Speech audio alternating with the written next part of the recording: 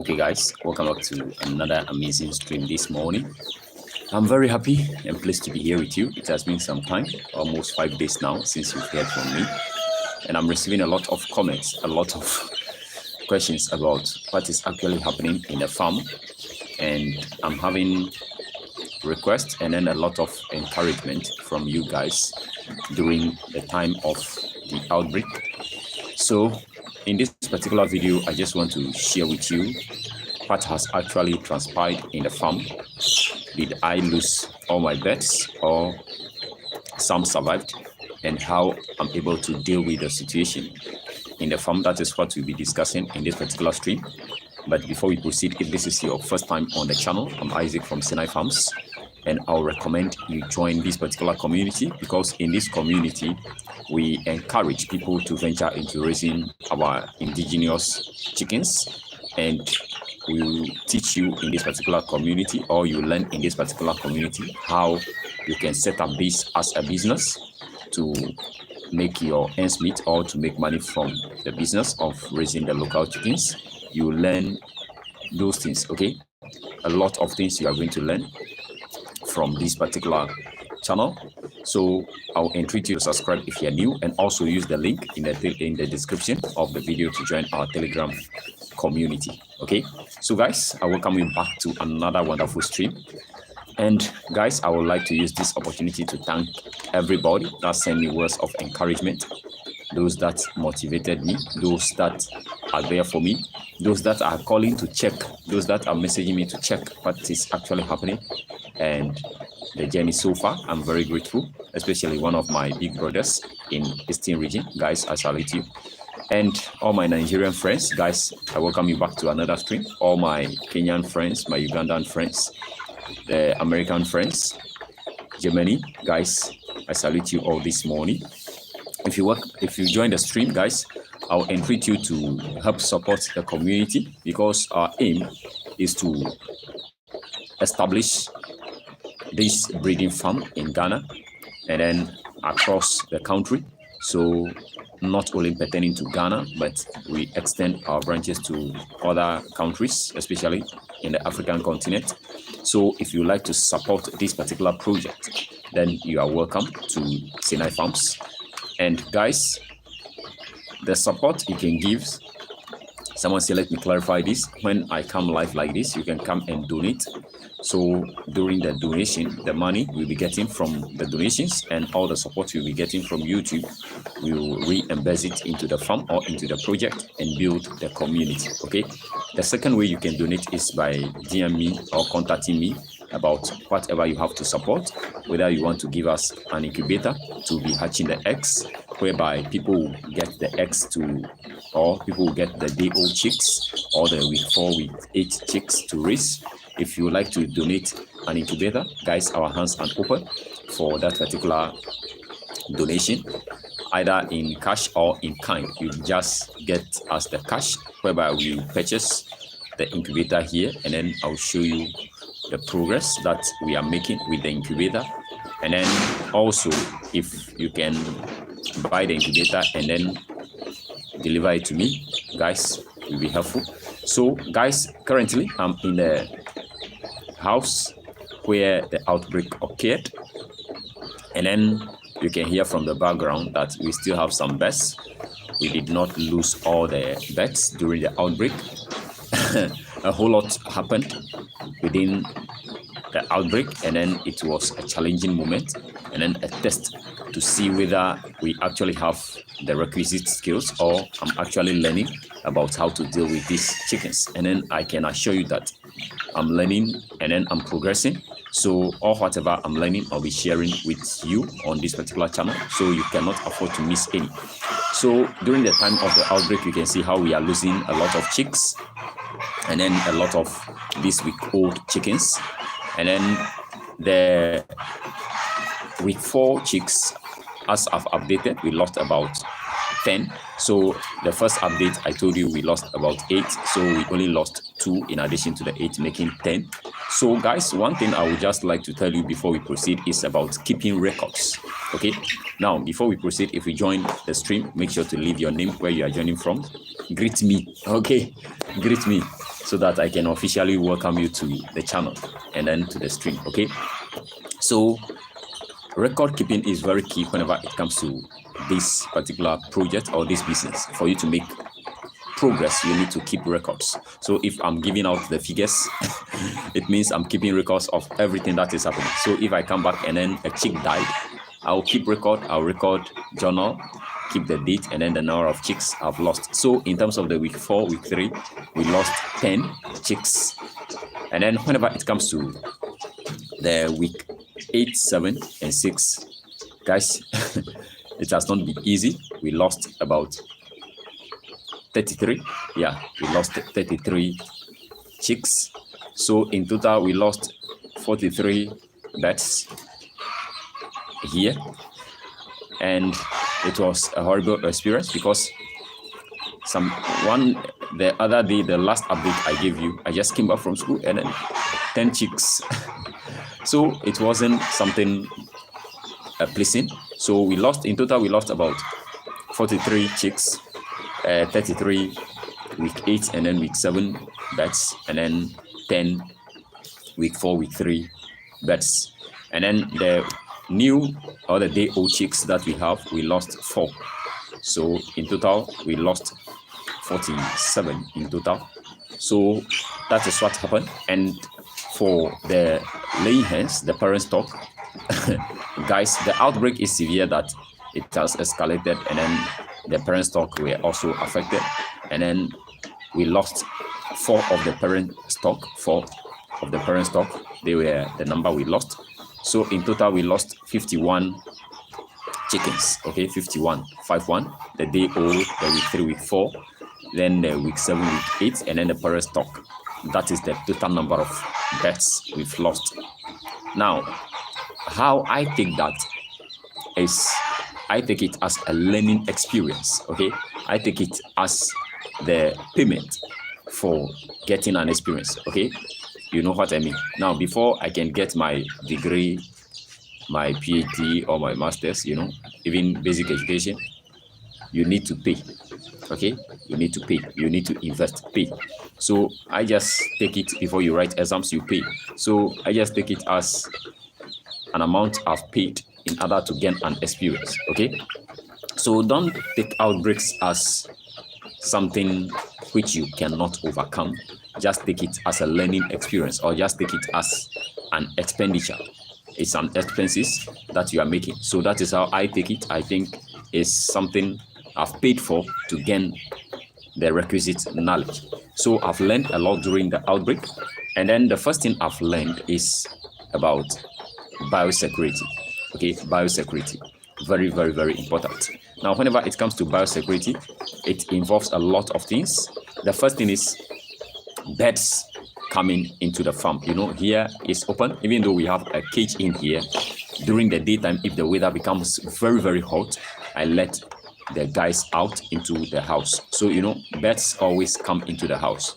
So, you know, birds can bring bacteria into the farm, and then it will have great impact or negative impact on your birds. Okay, so I just want to show you the birds.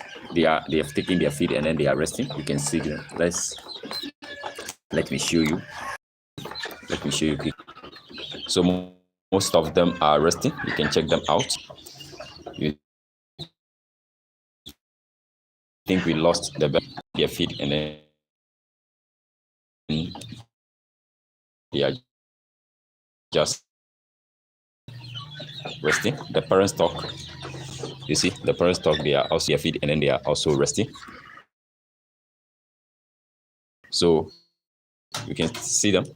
They are here resting. In all, I just take it as if I've realized it's what I've already said, biosecurity. So I've seen it's something that has affected me. And then the next thing is you must have foot bath, which contains disinfectant at the entrance of your house or your chicken coop, which anytime you must disinfect your feet. It's something which I think is not necessary for the local chickens. But so far as the birds are not scavenging, they are not moving, you must know that they are prone to outbreaks. So I thought at first that that is not necessary, so I don't have any. I just come in, even though I'm not allowing anybody inside. You must know that you, the farmer, you can be an agent of that transfer. Okay, even though other people are not coming into the farm, I'm also moving out and then I'm coming in. So I'm also somebody coming into the farm. So you cannot just think that you are the farmer, so you just come in and leave anytime you want. No. So I think that is where I did something terrible. So I don't have the food bath. I just come in, feed them, give them water, and then leave. I'll come back, pick eggs, leave. I'll come back, take care of the chicks and leave without disinfecting my footwear and then my clothes. So it's something I've seen that is a bad habit, and then it's something that can lead to such outbreaks which will affect your farm drastically, and that has affected my birds a lot. So it's something I've learned, and then I would like you to implement it. If the farm is small, let's say you are raising 20 chickens, guys, have your food bath. Anytime you want to get in, disinfect yourself, your footwear, your clothes, disinfect it, and then don't allow birds to be coming into the coop. Okay, so that is the next point I'll raise. Before you raise local chickens intensively, guys, you need a structure. I've preached on this particular channel that raising local chickens don't require huge or spending much on structures. But what I've currently seen in raising these chickens, these are my own breeds. Okay, they are day-old chicks I've hatched, brood them, and then they are growing up. Good morning, Obitex. So as they are growing up, and then I'm raising them intensively. Structure is required, it's needed. Whenever it's raining, it will affect the birds. So one thing I've realized before this outbreak, that night it has rained a lot, and then I could see that the space or the structure is not big enough to contain all the birds, and then also the temperature in the structure is very, very low during the raining. Okay, so as it has rained, it has affected the birds. So structure, if your number is increasing, you must make provisions for a good structure, a good coop. You must invest in making it. So that is what I'm currently doing. So the structure, within 2-3 weeks, the structure will be ready. So guys, if you are beginning to breed your own chicks, they are local chicks, you can see. So if you are beginning to breed them, you have to make provisions for a very good structure, and then the structure must be well prepared or must be well built in order to not to let birds to be coming in, because it will affect and impact the birds. Okay, now let's talk about the treatment before I leave you. I don't want this stream to be long. Now, whenever it comes to the treatment, how I am able to deal with the outbreak here was just something simple, but not easy. The simplest form is, the first thing is I've disinfected the farm. I've disinfected the farm 2 times. So I did it the 3rd day. I repeat the process again. Okay. Amen. Already in school. Just so you like, oh, okay. Thank you, Obitex. So today is, holiday in Ghana. So we are enjoying today. So no work for me. So I've disinfected the farm twice. So first day, then I repeat the process again the 3rd day, right? Then after that, I gave these guys, I gave them tylodoxin, which is an antibacterial. So I gave them that medicine in their drinking water, and then it's the outbreak I've noticed is about coccidiosis, because the birds are dropping poop that contain blood. So anytime I want to give them feed, I always mix the feed with the cox medicine. I have it. So some people think it is the natural medicines or the natural herbs that I use throughout. No, I did not use the natural herbs throughout. The natural herbs are for prevention measures. They are to help boost the immune system of the birds and those things. But whenever it comes to this outbreak, severe outbreak, the birds are down, then guys, you need to use the inorganic means of eradicating the arresting the situation. Okay, so I use the inorganic medicine. That is the cox. I think amprocox. That is the specific vaccine medicine I used. So I mix it with the feed and then I give it to them. So I repeat the process. Then let's say if today I've given them thyrodoxine, in the afternoon I'll give them glucose in their drinking water to give them energy. So I repeat the process for 3 days, and then I stop giving them the thyrodoxine, and then I just give them the glucose. Yesterday too, I gave them a multivitamin. Okay, it's something I may forget. So after I've given them thyrodoxine, glucose, the next 4 days I gave them vitamin, okay, multivitamin, and then the birds are now doing wonderfully well, and then we are forging ahead. So it's something simple but not easy. You have to wake up, be checking the guys, and then guys, it's not easy. So that was how I'm able to take care of these birds during the time of the outbreak, and I can assure you that the number we have here, we are still moving forward. You know, our target is 1,000 chickens, 1,000 local chickens before the year end. So we are still moving. We are still above the 100 mark. So if we do the math, we have about 202 before the outbreak occurred, and then currently we have about 150 something, okay, including the day-old chicks that we are brooding. If you check in there, we have new batch of day-old chicks that we are brooding, and then inside we have another batch of eggs that are hatching. So guys, most people think it's something easy. Raising chicken is not easy but simple. Okay, it's simple. Whenever it comes to these times, if you face outbreaks in your farm, guys, it's something which you cannot just look down on it, because it may impact your farm drastically. So at that time, you need to be up and doing. You don't need to give chance to any means. So you have to be up and doing. So guys, that is all, and that is how I'm able to curtail the problem in the farm. And I hope you've written down certain points, and then if you have this in your mind that you want to venture into raising local chickens, which I recommend over other breeds, then guys, you have to jot down some points and then make sure you begin to review them regularly, which will help you. It requires a lot of work. Yes, it requires a lot of work, especially if the number is increasing. You know, sometimes I'll wake up around 4 before I'm done with the birds. It's already 7 a.m. in the morning. So I'll wake up around 4 a.m. in the morning. By the time I'm done with the birds, it's already 7, because you know I'm hatching. So whenever I wake up, I have to make sure that the incubator is working well. I'm rotating the egg, you know, it's manual.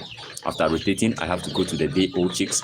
So you have to take care of the chicks before you come to the grown-up or the growers and then the layers. So I have to take care of the chicks that were hatched. I have to take care of the ones, the week 3, week 1, week 2, week 3 ones. Then I have to come back to week 6, 7, 8. Then I have to go to the parent stock, feed them. Then after which I have to take care of the rabbits. By the time you are done with the process, you've already spent like 3 to 4 hours. So guys, it's a whole lot of work, but I take it as a learning experience before I can invite a farmhand, or before I employ somebody. I need the experience, I need the knowledge how to take care of these particular birds. Now, before we part ways, guys, during this outbreak, during the time of this outbreak and then the vaccination process, I visited our local veterinary office to inquire about the outbreak. So I did those things. I regular cleaning of the coop also prevents, this coop we usually, okay, someone is just calling me, so I have to make it snappy. So after every 3 days I clean the coop. Okay, regular cleaning is very, very important. And then I receive a lot of suggestions about how to do this and do it perfectly, so I'll share it with you in another video. But the visiting veterinary office is very, very important. So I visited them about the whole process, how to vaccinate the local chickens, and then how to medicate them. All these things, I visited the local vet office to get the first-hand information. So it's something I will recommend you to do. If the number is getting large, you have to put in more work, and then you have to do more research about how to take care of these birds. Guys, I love you. If you enjoy this particular stream, don't forget to like. If you're new, subscribe, and then don't forget to help the community. You must donate. Okay, guys, be the first person to donate, be the first person to support the project, and then guys, I'll catch you up for another wonderful one like this tomorrow. Bye bye for now.